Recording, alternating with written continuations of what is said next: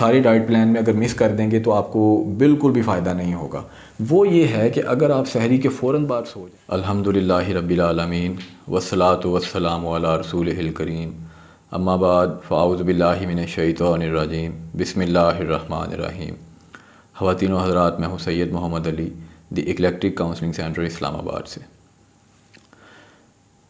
ہم سب جانتے ہیں کہ جب رمضان کریم آتا ہے تو ہم میں سے اکثر لوگوں کا یہ فوکس ہوتا ہے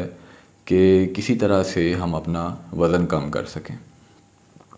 چونکہ رمضان میں ہم نے کھانا کم کھانا ہوتا ہے یا سارا دن بھوکا رہنا ہوتا ہے،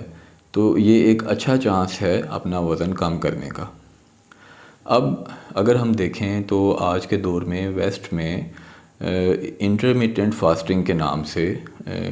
جو روزہ رکھنے کا ایک تصور آیا ہے،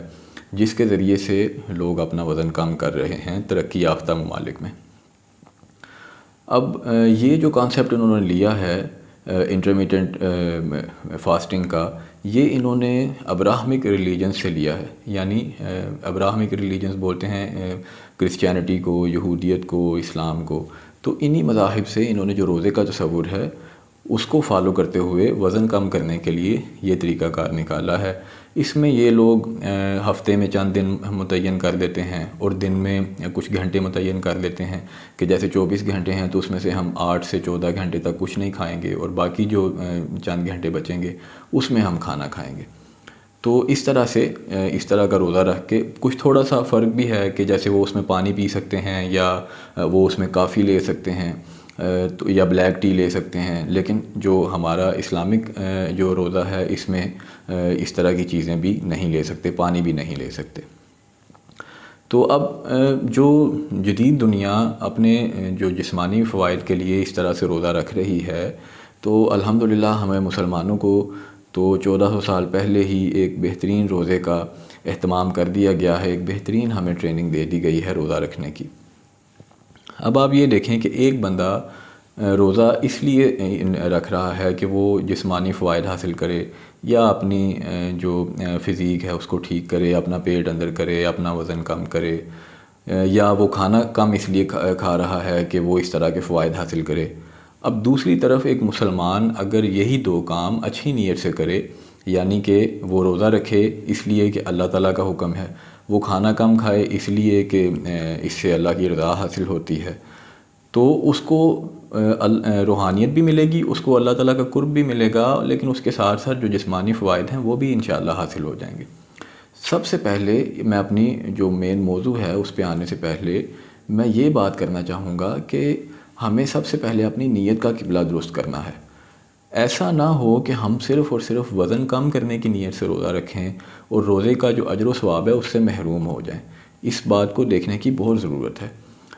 رسول اللہ صلی اللہ علیہ وسلم نے ارشاد فرمایا کہ اعمال کا دار و مدار نیتوں پر ہے۔ ہر شخص کو وہی ملے گا جس کی وہ نیت کرے گا۔ اس کا مطلب یہ ہوا کہ اگر آپ کی نیت ہی وزن کم کرنا ہے تو یا اپنا پیٹ کم کرنا ہے، تو پھر آپ خود سوچیں کہ آپ کو پھر اس سے اجر و ثواب کیسے ملے گا۔ تو سب سے پہلے اپنی نیت درست کریں کہ جو رمضان آیا ہے یا جو آپ نے روزہ رکھنا ہے وہ پیٹ کم کرنے کے لیے یا وزن کم کرنے کے لیے نہیں، بلکہ آپ نے اللہ تعالیٰ کی رضا کے لیے روزہ رکھنا ہے۔ وہ ایک الگ بات ہے کہ آپ کو اس کے فوائد میں یہ فائدے بھی مل جائیں گے، آپ کو اس کے بایولوجیکل فائدے ملیں گے، آپ کی صحت اچھی ہوگی انشاءاللہ، آپ کا وزن بھی کم ہو سکتا ہے، آپ کی بہت ساری بیماریوں سے انسان کو شفا مل جاتی ہے، کچھ نفسیاتی فوائد بھی ہیں، ان کے بھی ہم انشاءاللہ اس کا بھی ذکر کریں گے۔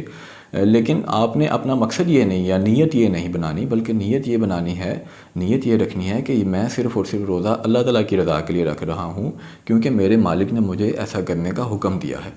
اب آپ تھوڑی دیر کے لیے اپنی نیت کو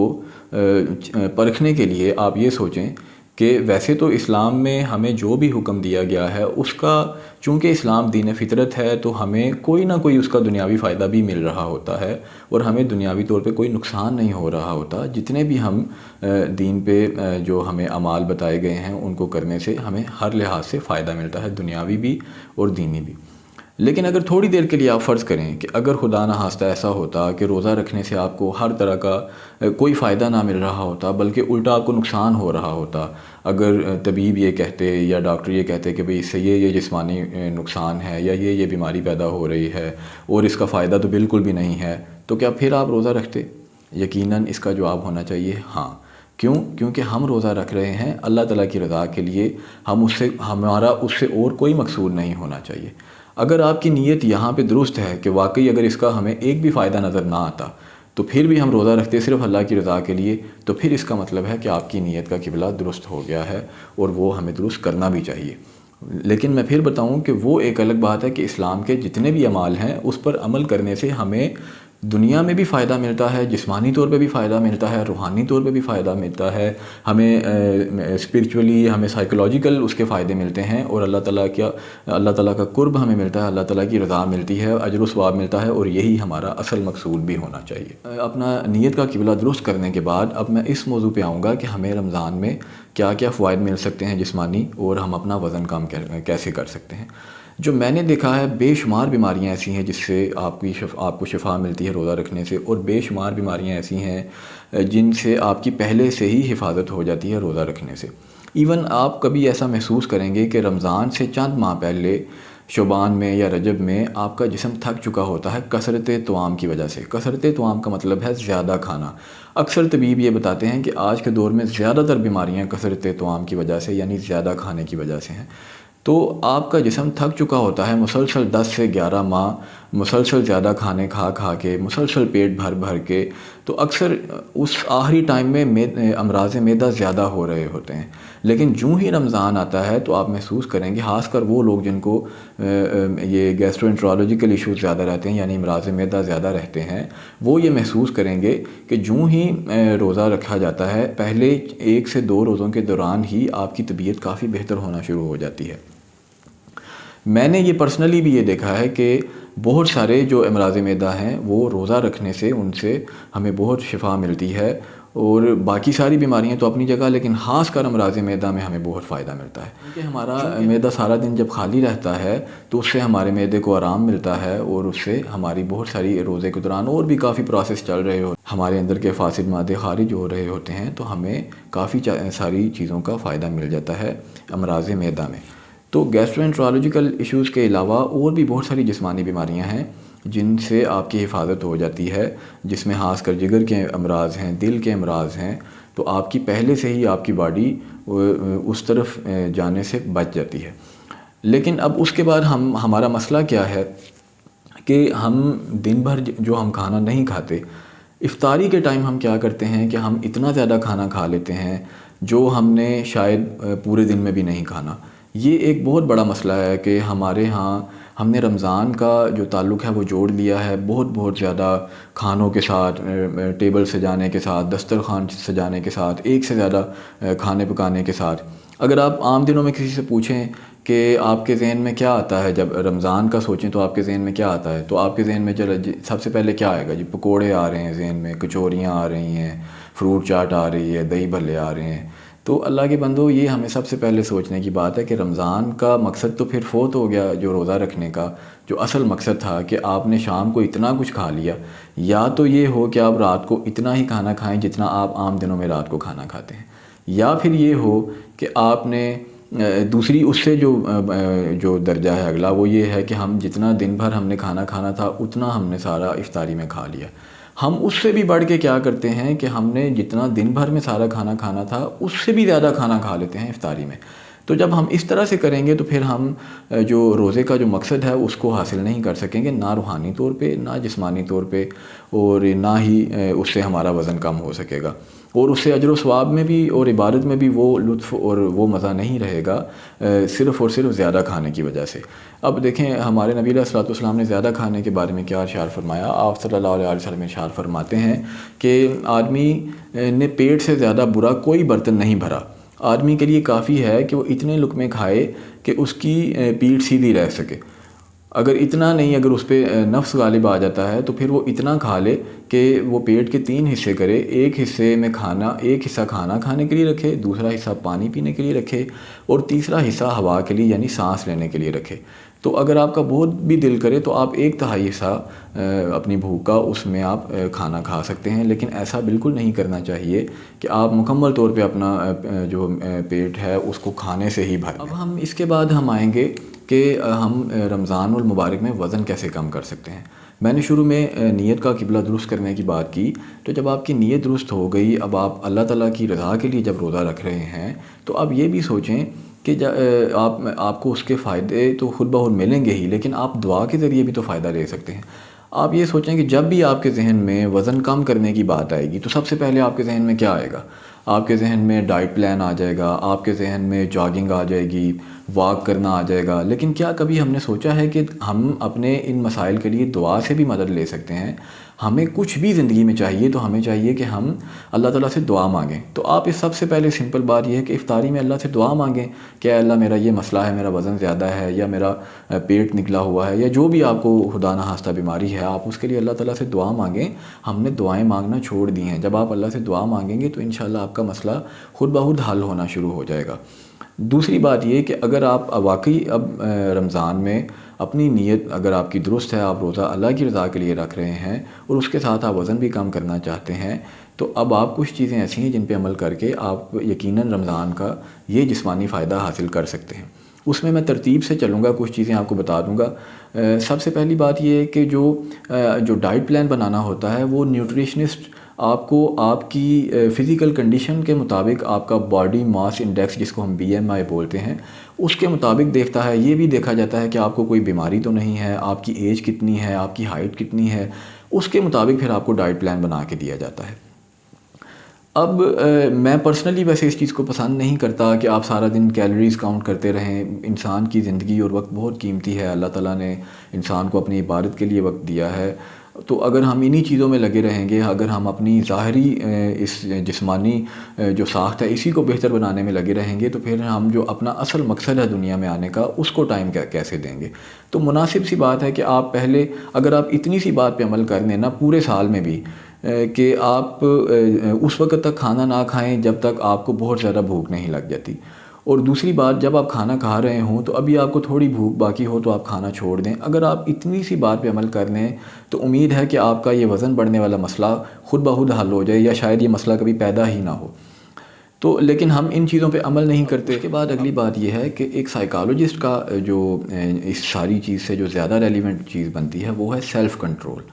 سیلف کنٹرول کا مطلب یہ ہے کہ آپ کا اپنی ذات پہ کنٹرول کتنا ہے۔ جب آپ چاہیں کہ میں یہ کھانا نہ کھاؤں یا میں اتنی مقدار سے زیادہ نہ کھاؤں تو آپ کس حد تک اپنے آپ کو روک سکتے ہیں۔ اس کا تعلق ڈائریکٹ سائیکالوجسٹ کے ساتھ ہے اور اس کے لیے سائیکو تھیراپی بھی لی جا سکتی ہے۔ جب آپ کے سامنے کھانا آئے تو آپ نے اپنے آپ کو کنٹرول میں رکھنا ہے۔ جب عموماً سب سے پہلے میں نے یہ عرض کیا کہ رمضان کو یہ خاص طور پہ یہ بات ذہن میں رکھیں کہ رمضان اللہ تعالیٰ کی عبادت کے لیے ہے، اس میں خواتین کو بھی موقع دیں کہ وہ بھی زیادہ سے زیادہ اللہ کی عبادت کریں۔ پہلی کوشش یہ ہونی چاہیے کہ کم پکوان پکائیں، کم کھانے پکائیں، اس کی مقدار بھی کم بنائیں، بہت زیادہ چیزیں ایک ہی دن میں نہ پکا لیں بلکہ آپ ایک دن ایک چیز پکا لیں، دوسری دن دوسری چیز پکا لیں۔ لیکن یہاں پہ میں پھر بھی یہ بات بھی کرنا چاہوں گا کہ جو خواتین جو اپنے گھر میں فرض نماز کے بعد کام کاج میں لگی رہتی ہیں تو ان کے لیے اس میں بھی اجر و ثواب ہے، لیکن رمضان میں کوشش کرنی چاہیے کہ وہ ان کاموں سے تھوڑا سا اپنا جتنا زیادہ ہو سکے اپنا وقت بچا کے زیادہ سے زیادہ عبادت میں لگائیں۔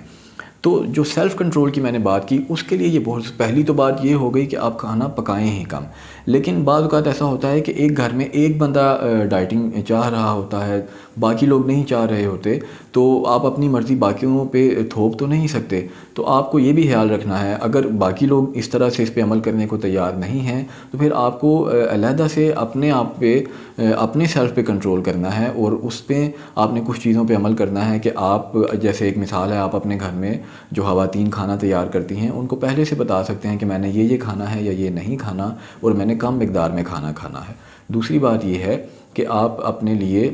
افطاری سے تھوڑی دیر پہلے آپ اپنے جو بھی آپ نے کھانا چوز کیا ہے اس کو آپ تھوڑا سا الگ سائڈ پہ کر سکتے ہیں،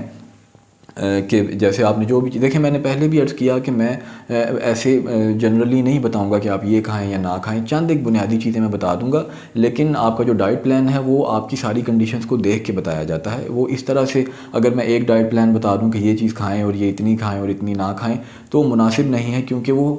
ہر ایج کے اور ہر طرح کے بندے کے لیے وہ ایک ہی ڈائٹ پلان سوٹیبل نہیں ہو سکتا۔ تو آپ اپنے لیے کچھ جو بھی آپ کو، یا تو آپ نیوٹریشنسٹ سے ہیلپ لے کے ڈائٹ پلان بنا لیں، یا خود سے چوز کر لیں کہ میں اتنی مقدار میں کھانا کھاؤں گا یا میں اتنی چیزیں کھاؤں گا، وہ آپ سائڈ پہ کر لیں اپنے لیے، اور پھر اسی سے آپ افطاری کریں اور پھر اپنا ہاتھ روکنے کی کوشش کریں۔ یہاں یہ بھی اب میں چند ایک کچھ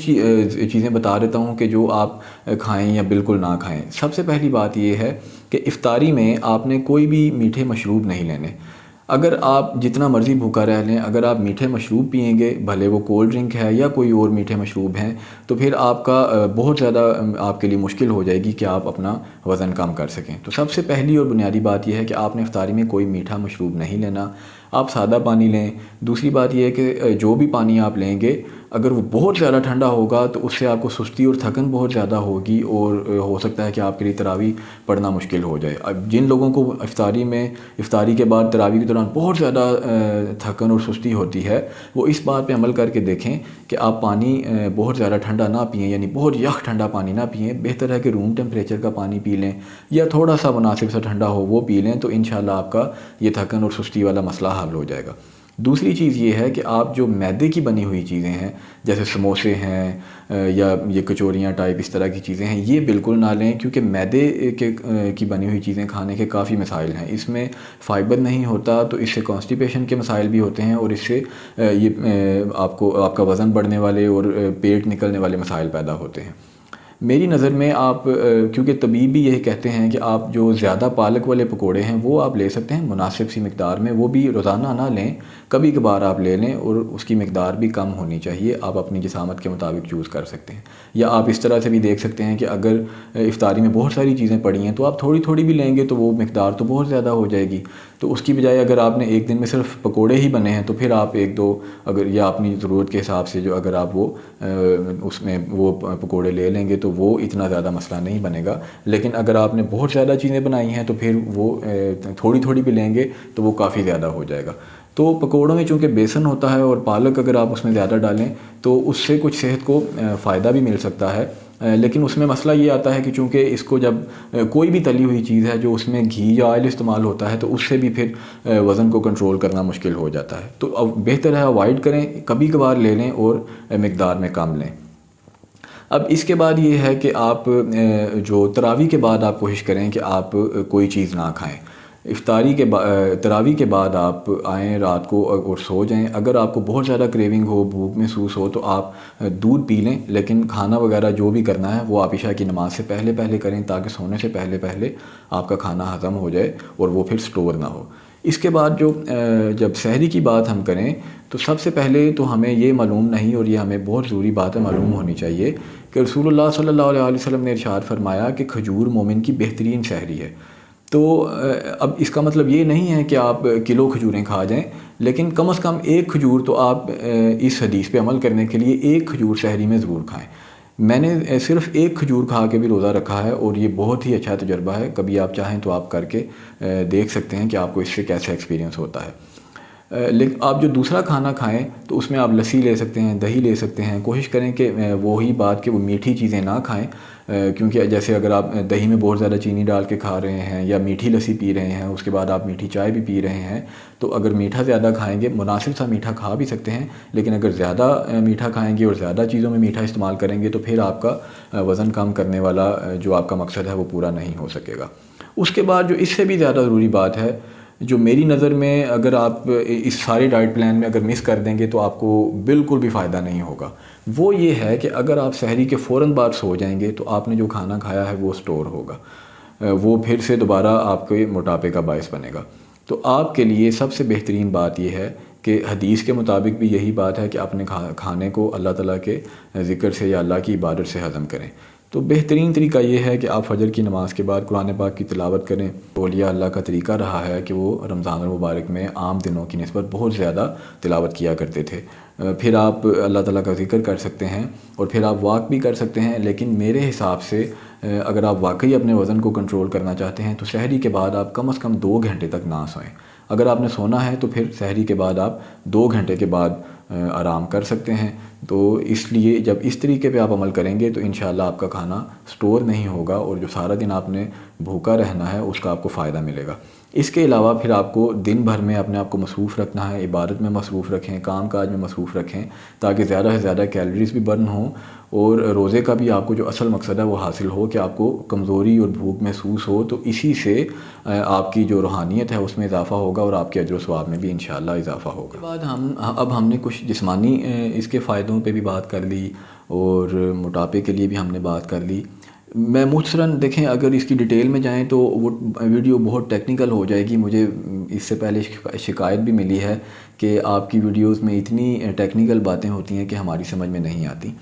میں پھر کبھی موقع ملا تو تفصیل سے کوشش کروں گا کہ بیان کروں کہ جب ہم روزہ رکھتے ہیں تو بایولوجیکلی ہماری باڈی میں چینجز کیا آتے ہیں۔ تو ابھی میں مختصراً بات کی ہے اور یہ یقین کریں کہ میرے پاس الفاظ نہیں ہیں یا اس ڈیٹیل کو بتانے کے لیے بہت زیادہ ٹائم چاہیے کہ آپ کو کتنے زیادہ جسمانی بایولوجیکلی کتنے زیادہ فائدے ہوتے ہیں روزہ رکھنے کے، آپ کی امیونٹی کیسے بوسٹ ہوتی ہے، بیماریوں سے بچنے کے لیے آپ کے جسم میں کیسی قوت مدافعت پیدا ہوتی ہے، اور جو پہلے سے اگر آپ کے اندر کوئی بیماری چل رہی ہے تو اس سے آپ کو کیسے شفا ملتی ہے۔ اس پہ میں انشاءاللہ پھر کبھی بات کروں گا۔ اب میں مختصراً آگے اس پہ بات کرتا ہوں کہ نفسیاتی فوائد ہم کیسے حاصل کر سکتے ہیں۔ دیکھیں سمپل سی بات ہے، آپ ایک مثال لیں، آپ کوئی آپ کی زندگی میں ایسا وقت آ گیا ہے کہ آپ شدید مایوس ہیں اپنی زندگی سے، آپ کو بہت زیادہ ڈپریشن ہے، اداسی ہے۔ اب آپ دیکھیں اس حالت میں جب آپ روزہ رکھیں اور لیکن روزے کو صحیح طریقے سے جو شریعت کے مطابق بتایا گیا ہے اس کے مطابق پورا روزہ رکھیں، تو اس کے بعد آپ دیکھیں سارا دن آپ اپنے آپ کو مصروف بھی رکھیں، اللہ کی عبادت میں مصروف رکھیں، کام کاج میں مصروف رکھیں۔ شام کے ٹائم آپ جب صحیح تھکے ہوئے ہوں گے اور آپ کو بھوک اور پیاس محسوس ہو رہی ہوگی، تو جب آپ افطاری کریں گے تو اس ٹائم جو آپ کو لطف آئے گا، جو اس ٹائم آپ کو انجوائمنٹ ہوگی، تو آپ خود سوچیں کہ آپ کی مایوسی، ڈپریشن اور یہ پریشانیاں خود بخود ختم ہو جائیں۔ رسول اللہ صلی اللہ علیہ وسلم نے ارشاد فرمایا کہ روزے دار کے لیے 2 خوشیاں ہیں، ایک خوشی اس کو ملے گی افطار کے وقت اور دوسری خوشی اس کو ملے گی اللہ تعالیٰ سے ملاقات کے وقت۔ تو آپ خود دیکھ لیں، جب ہمارے نبی علیہ الصلوۃ والسلام نے بھی ارشاد فرما دیا تو افطاری کے ٹائم جو آپ کو خوشی ہوگی اور اس کے بعد جب آپ کا کھانا ہضم ہو رہا ہوگا، آپ خود محسوس کریں گے کہ آپ کا ڈپریشن کم ہو رہا ہے اور آپ کی مایوسی، آپ کی اداسی کم ہو رہی ہے، آپ کی جو ایمپٹینس ہے، جو خالی پن آپ فیل کرتے ہیں وہ کم ہو رہا ہے۔ یہ آپ زندگی میں عام دنوں میں بھی نفلی روزہ رکھ کے دیکھیں اور رمضان المبارک میں تو انشاءاللہ اور زیادہ برکات ملیں گی اس کی۔ اب اس کے بعد میں آخر میں امام غزالی رحمۃ اللہ علیہ کا ایک قول آپ کو بتانا چاہوں گا جو آپ نے اپنی کتاب احیاء العلوم میں بیان فرمایا۔ آپ فرماتے ہیں کہ جو روزے کی جو اصل روح اور راز ہے وہ ان قوتوں کو کمزور کرنا ہے جن کے ذریعے سے شیطان انسان کو برائی کی طرف یا گناہ کی طرف لگاتا ہے۔ تو اگر آپ نے اتنا زیادہ کھانا کھا لیا تو پھر آپ یہ سوچیں کہ جو دن بھر بھوکے رہنے کا مقصد ہے وہ ختم ہو جائے گا۔ آپ نے جیسا کہ میں نے پہلے بھی عرض کیا کہ آپ کم از کم اتنا کھانا کھائیں، مناسب ہے اتنا کھانا کھائیں جتنا آپ عام دنوں میں رات کو کھانا کھاتے ہیں۔ لیکن ہم کیا کرتے ہیں، ہم دن بھر کا کھانا کھا لیتے ہیں یا اس سے بھی زیادہ کھانا ہم افطاری میں کھا لیتے ہیں، تو اس سے ہم روزے کی جو اصل روح ہے، جو اصل اس کا مقصد ہے، اس کو نہیں پا سکتے۔ جسمانی طور پہ بھی ہمیں اس سے فائدہ نہیں ملے گا یا کم فائدہ ملے گا، نفسیاتی طور پہ بھی کم فائدہ ملے گا، روحانی طور پہ بھی کم فائدہ ملے گا۔ جو ہم اللہ تعالیٰ کا قرب پانا چاہتے ہیں، اللہ کی معرفت پانا چاہتے ہیں، جو اجر و ثواب پانا چاہتے ہیں، اس میں ہم پیک پہ نہیں پہنچ سکیں گے اگر ہم بہت زیادہ کھانا کھائیں گے۔ اب اس ویڈیو میں نے جو پوائنٹس اٹھائے اس میں سے جو مسائل ہیں جن کی وجہ سے ہم روزے کا اصل مقصد حاصل نہیں کر پاتے، اس پوری ویڈیو میں نے اس میں سے ایک ہی مسئلہ بیان کیا ہے، وہ ہے زیادہ کھانا۔ اگلی ویڈیو میں کچھ اور مسائل عرض کروں گا انشاءاللہ کہ جس کی وجہ سے ہم روزے کا جو اصل مقصد ہے وہ ہم حاصل نہیں کر پاتے، جو اصل اس سے ہمیں روحانیت ملنی ہے، جو اصل اجر و ثواب ملنا ہے، جو اللہ کا قرب ملنا ہے، وہ ہم حاصل نہیں کر پاتے۔ ہم کون سی ایسی غلطیاں کرتے ہیں اور ان سے ہم کیسے بچ سکتے ہیں کہ ہم روزے کا زیادہ سے زیادہ فائدہ حاصل کر سکیں، دنیا میں بھی اور آخرت میں بھی۔ تو خواتین و حضرات، یہ ہماری آج کی ویڈیو تھی. بہت شکریہ. اللہ حافظ.